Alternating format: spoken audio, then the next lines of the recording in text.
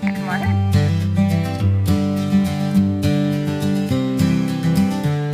This is the farm plot for this year. Last year we farmed back there,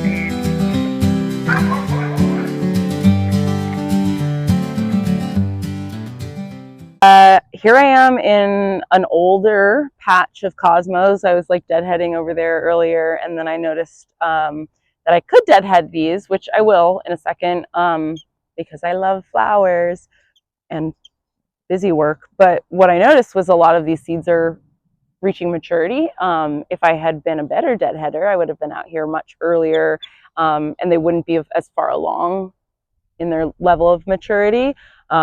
But since they are, I might as well take advantage of it. It's October, and it's pretty hot and dry today, but it's getting to where it's like colder and wetter more often than hot and dry.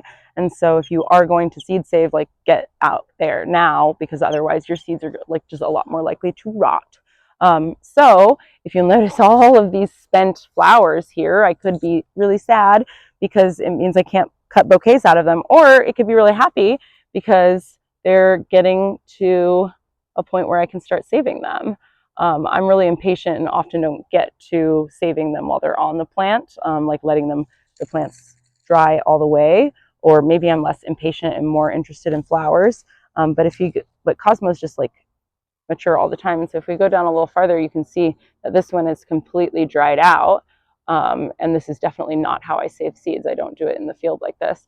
But if I like squish it on my hand, I'll see these like long black seeds amidst some chaff. I don't know if you can get in close there. The chaff is dried up petals or dried up stem or sepals or something. And then the seeds now, and oh, it's like happening.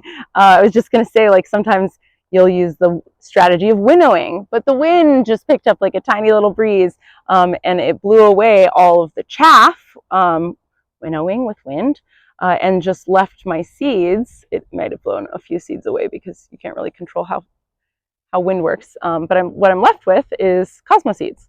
And because I grew all sorts of different kinds of cosmos right next to each other, and because cosmos are probably in the same plant family as another flower that I grow around here, these seeds are going to give us all sorts of like new variations on our cosmos. If I was a seed farmer or wanted to just like be more true to variety, I could use isolation methods like growing in tunnels, or there's all sorts of people who do dahlia seeds on the internet, and they have these like cute little mesh bags. Like they go out in the morning and they hand pollinate. They'll take a flower, like pollen from one of these flowers and put it specifically on one of these flowers so that we can see what the crop, and then they'll cover it so it can continue to mature on the plant. And, you know, write a little label on it that says that I crossed variety A with variety X.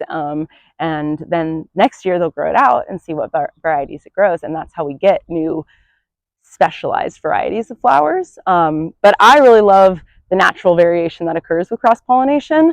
And I think with flowers especially, it doesn't really matter if they're like 100% true, because flowers are beautiful almost always, no matter what.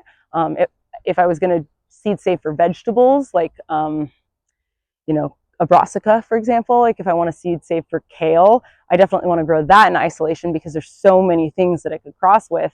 If a kale seed crosses with a radish seed, then you're probably, or a pollen, and you know what I mean. The result is probably going to be a plant that has a big root and a bigger root, but not super as big as and bulbous and tender as a radish, and leaves that are edible, but maybe not as like true to what kale would be. Radish leaves tend to have a lot more like spikes on them, and are better for sauteing than fresh eating. And so that's actually how we got radishes and kale, is like, you know, the brassica parent offshot, and then people selected for certain things. That's how we have multiple varieties of kale. And so I think seed saving is really fun, and this is the time to do it. We'll probably do more videos on more specifically, but right now what I'm going to do, because I want to seed save for these later, is some of the ones that are more dry. I'm just going to clip off and add to my collection and go through them later.